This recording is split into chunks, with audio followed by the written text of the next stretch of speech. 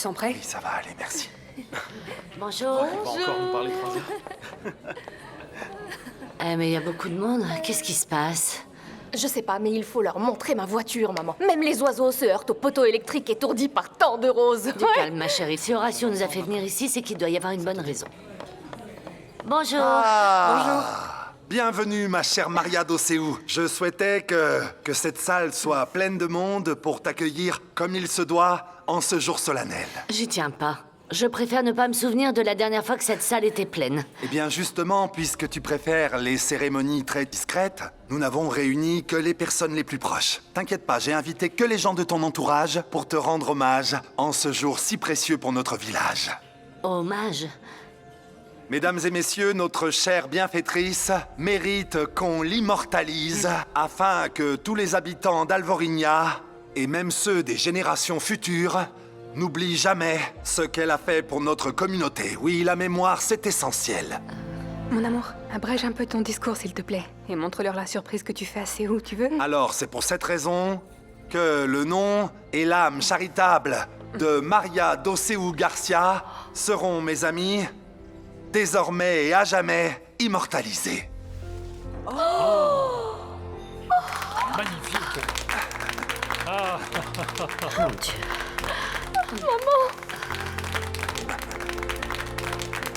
T'as vu ça? Ça te plaît, maman? Toi qui trouvais qu'une voiture rose, c'était extravagant, tu me bats à plat de couture. Elder, ne perdons plus de temps. C'est incroyable. Passons à la deuxième phase du plan. Oui, vous savez quoi faire, n'est-ce pas? Très bien. É ou não é que o trabalho dignifica? É assim que nos explica o rifão que nunca falha. É ou não é que diz-te toda a verdade, que só por dignidade no mundo ninguém trabalha.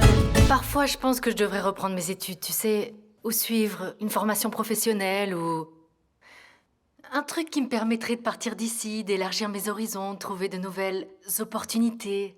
Ça ne veut pas dire que je n'aime pas travailler à la pension et que je n'ai pas aimé travailler ici. Mais je ressens quand même toujours un manque. Teresa? Teresa? Excuse-moi. Ta compagnie me fait beaucoup de bien, tu sais. Mais c'est vrai qu'aujourd'hui, j'ai la tête ailleurs. Mais il t'est arrivé quelque chose? Mon mari et moi, on s'est disputés ce matin. Il s'est fâché contre moi et je crois qu'il avait raison. Mais parfois, je me demande comment il arrive à se fâcher contre toi. Qu'est-ce qui s'est passé? Claudio suit une petite fille qui va devenir aveugle. Elle a un glaucome. Et ses parents ont peu de ressources. Il a voulu m'impliquer pour que j'apporte mon soutien à cet enfant et j'ai accepté. Tout s'est passé très vite. Et il s'est fâché juste à cause de cette histoire? Oui, mais c'est normal. C'est le directeur du centre. Il peut penser qu'on n'a pas respecté sa position, mais c'était pas notre intention. Tout s'est passé très vite. Mais on aurait dû lui en parler. Teresa, qu'est-ce que... Maintenant que vous avez mis les choses au clair, je ne vois pas où est le problème. Tu vas accepter, n'est-ce pas? J'espère que oui, parce que ça serait bien pour toi et ça serait bien pour elle. Ça serait une bonne occupation pour toi. En plus, Carlos ne peut pas tout le temps te couper les ailes, Teresa. Mais comment ça? Pourquoi est-ce que tu dis ça? Carlos est la personne qui m'a le plus soutenue durant toutes ces années. Oui. Qu'est-ce qu'il y a, Patricia? Rien. Je ne trouve pas ça juste, c'est tout. Tu es un peu dure, tu sais. Mon mari a été exemplaire avec moi. Il me soutient beaucoup. Et il m'aime beaucoup. Je peux faire un peu plus de thé? Bien sûr, J'y tout vais. est à la même place. Tout est à la même Vas-y. place? J'y vais. Je vais prendre ta tasse. Merci. Tu sais quoi, Patricia? Je suis contente de te recevoir.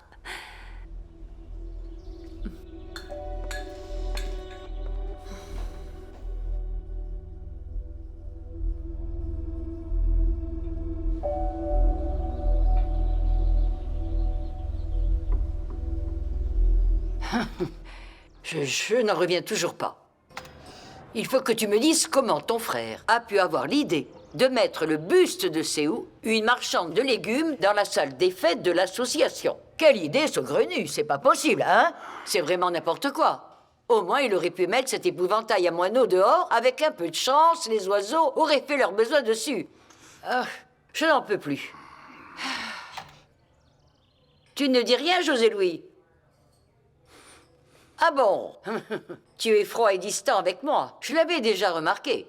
Mais muet, c'est nouveau. Oui. Vous auriez dû voir les robes de mariée que j'ai essayées au manoir aujourd'hui. Je me suis sentie comme une vraie princesse. La princesse des fruits. Ne fais pas attention à ta grand-mère. Et tu en as choisi une? Non, j'ai pas encore choisi. J'ai ma préférée. Mais Myriam va me montrer d'autres modèles pour choisir la robe parfaite. Je suis sûre que mon mariage avec Bruno sera l'événement de l'année. Au fait, tu ne sais pas où est cet idiot de Tino? J'ai un tas de choses à lui faire faire, mais il s'est pas encore montré, alors... Oh, je vais le chercher. Ne t'inquiète pas, d'accord? Oui, bien sûr. Au revoir, grand-mère.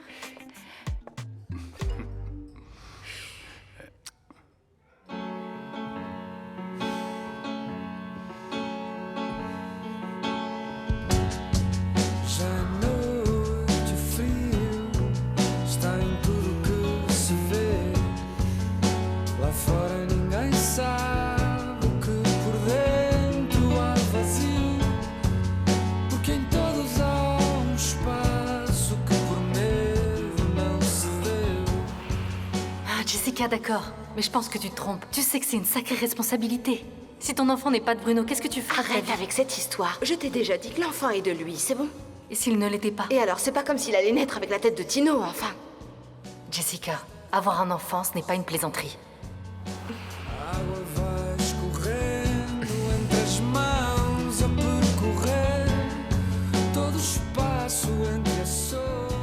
Tino?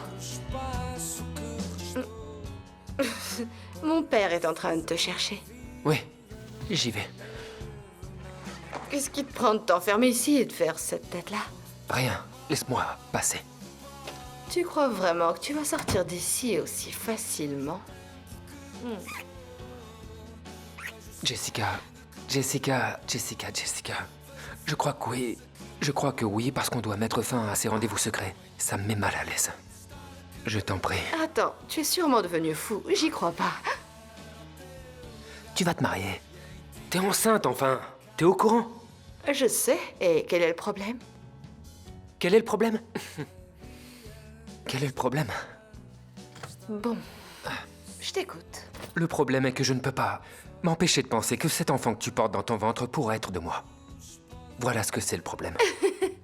Tino, excuse-moi, mais cet enfant est de Bruno. Bruno Garcia, le fils de la millionnaire d'Alvorinia. C'est mon futur mari et le père de mon enfant. Tu devrais plutôt être content d'être mon passe-temps. Tu devrais t'en contenter et en profiter tant que tu peux, pas vrai? C'est ça.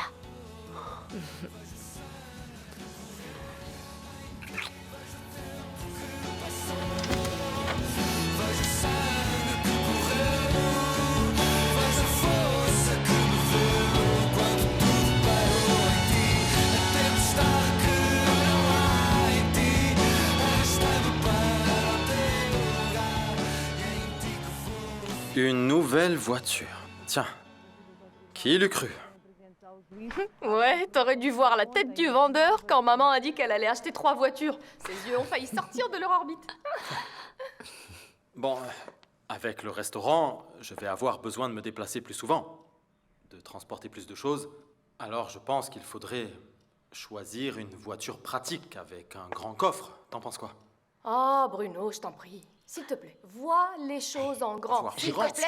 Comment ça? Tu veux choisir la voiture qui te plaît. Je veux choisir un grand coffre. Je vois déjà plus grand. Tu veux juste un Alors grand comme coffre. ça, il y a un buste à votre effigie à l'association d'Alvorinia.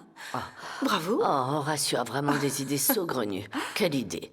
Je lui ai rien dit aujourd'hui pour pas être rabat-joie. Il pourrait croire que je suis ingrate. Mais quelle idée. Une sculpture de mon buste. Mais c'est une très belle tête. Regardez plutôt la tête de ces deux-là. Ils sont si beaux, mes enfants. Ils sont si heureux. Si l'argent sert à quelque chose, qu'il leur apporte au moins un peu de bonheur. Je pense vous l'avoir déjà dit 1000 fois, mais je vais me répéter. Séou, vous êtes une femme très spéciale. Le monde serait un bien meilleur endroit si toutes les mères étaient comme vous. Je fais ce que je peux, comme n'importe quelle autre mère. Vous auriez une minute pour parler avec moi? Venez avec moi, allons dans la cuisine.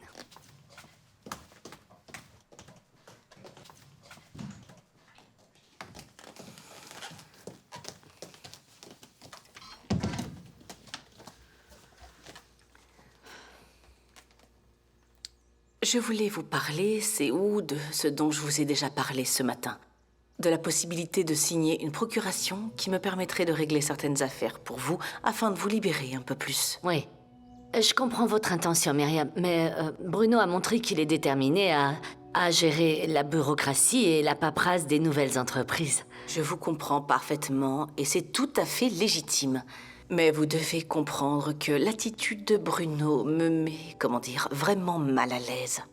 Je ne peux pas continuer à travailler en tant que coach et directrice financière de cette famille si vous n'avez pas totalement confiance en moi, vous voyez? Mais Myriam, je vous fais confiance. Vous croyez que je vous fais pas confiance? Je pense que vous avez confiance en moi, mais je ne sais pas si Bruno, de son côté, a confiance en moi. Bruno? Bien sûr que si, il vous fait confiance. Enfin, c'est insensé. Il veut juste mettre la main à la pâte. Il commence à prendre goût aux affaires. Et ça, c'est bien, pas vrai? Oui, mais... je ne sais pas si c'est juste ça, Séou. Séou, honnêtement, je vous avoue qu'en tant que directrice financière de la famille, je ne me sens pas à l'aise de voir que certains membres de cette famille ne me font pas encore confiance. Cela me met dans une position vraiment délicate. Peut-être vaut-il mieux qu'on en reste là. Désolée. Quoi? Qu'on en reste là? Mais... vous voulez démissionner? Séou, non, je vous promets, ce n'est pas ce que je veux. Et ce n'était pas mon intention, mais en fait, qu'est-ce que je peux faire? Je ne peux pas faire bien mon travail. Si je n'ai pas la confiance absolue de mes clients, vous devez comprendre ça. Je comprends, mais je vous fais entièrement confiance, Myriam. Nous avons tous confiance en vous ici. Et ce n'est pas parce que Bruno veut s'occuper du restaurant et du salon, car il prend goût aux affaires, que... Écoutez, j'ai au moins 2 ou 3 dossiers remplis de papiers à traiter et à analyser dans ma chambre. J'ai vraiment besoin de votre aide.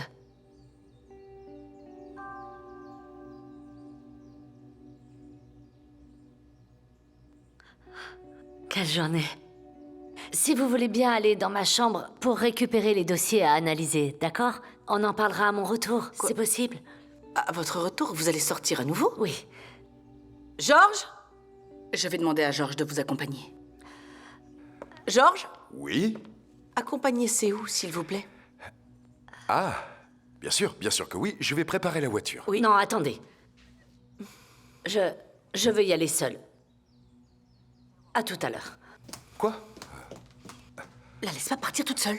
Allez, dépêche-toi, suis-là. Mais vas-y, dépêche-les. Hein?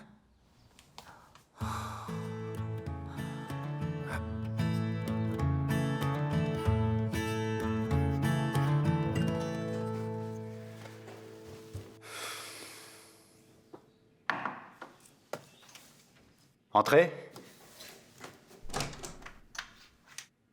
Je peux? Bien sûr, vas-y, entre.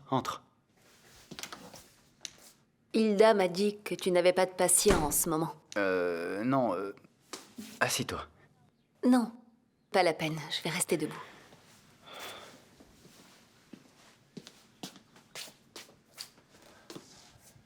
Teresa, je suis content que tu sois venue.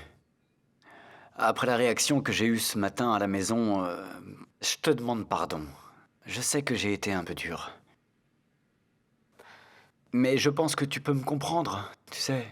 Claudio ne peut pas prendre de décisions importantes qui interfèrent avec le fonctionnement normal du centre sans m'en parler auparavant. Je voulais moi aussi te présenter mes excuses. J'aurais dû t'en parler. Mais tout s'est passé si vite, j'ai oublié. Carlos, je pense vraiment que je peux aider cette fille. Mais seulement si tu es d'accord, bien sûr.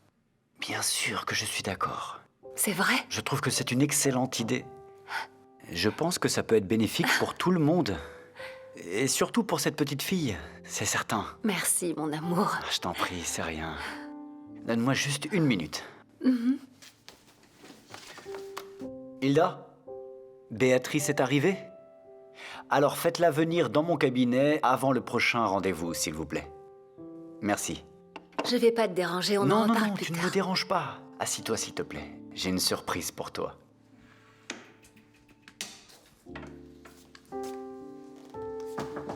Oui? Excusez-moi, docteur. Béatrice est là. Bonjour, Béatrice. Entre, entre.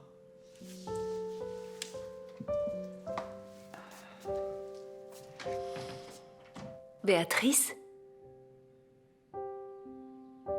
Bonjour, je m'appelle Teresa.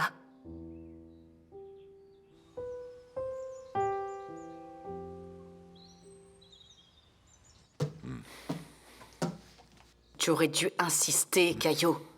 Insister? Tu n'as pas vu qu'elle est partie en courant? Comment voulais-tu que je fasse sans éveiller les soupçons? T'es le garde du corps de cette famille. Elle doit comprendre qu'elle ne peut pas sortir toute seule, sans protection. Ça fait partie de tes fonctions. D'accord, bébé, mais ne me dis pas ça à moi. Dis-le à Séou. On doit découvrir ce qu'elle fait au cours de ces mystérieuses sorties. On perd à nouveau le contrôle de la situation. Dis voir. Et Bruno? Qu'est-ce qu'il a, Bruno? Comment ça, qu'est-ce qu'il a? Tu n'as pas dit qu'il se méfiait? Comment est-ce qu'on va le calmer?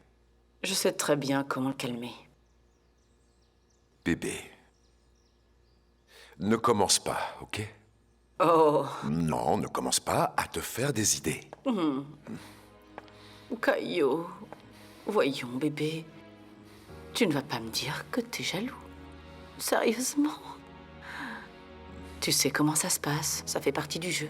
Ce n'est pas la première fois et ça ne sera pas la dernière. D'accord, bébé, mais on a dit qu'on ne jouerait cette carte qu'en ultime recours. J'adore quand t'es jaloux. Ouais, c'est ça. J'adore vraiment te voir aussi. Je ne suis pas jaloux.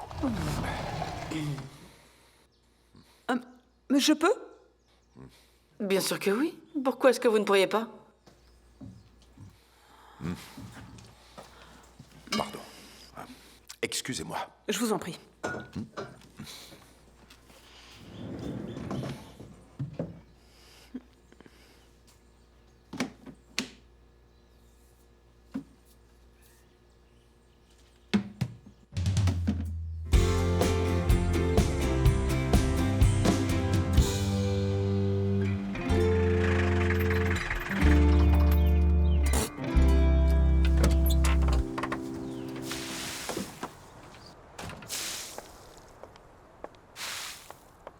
Oh.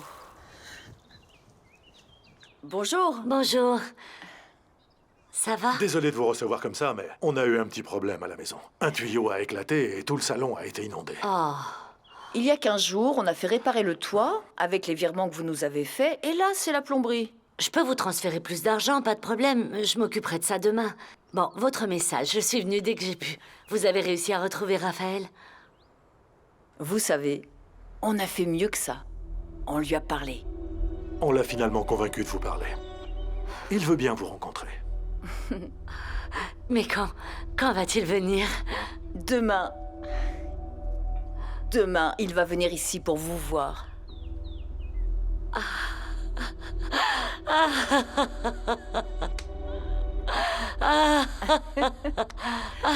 Oh, merci. Merci. Oh, merci. Merci. Merci. Merci. J'avais vraiment hâte de te rencontrer, Béatrice. Est-ce qu'on t'a déjà parlé de moi? Non. Mais j'aime beaucoup le prénom Teresa. C'est le prénom de ma cousine. Elle vient de naître, c'est moi qui ai choisi son prénom. Et moi, j'aime beaucoup les sensations que me provoque le son de ta voix. Est-ce que je peux toucher ton visage?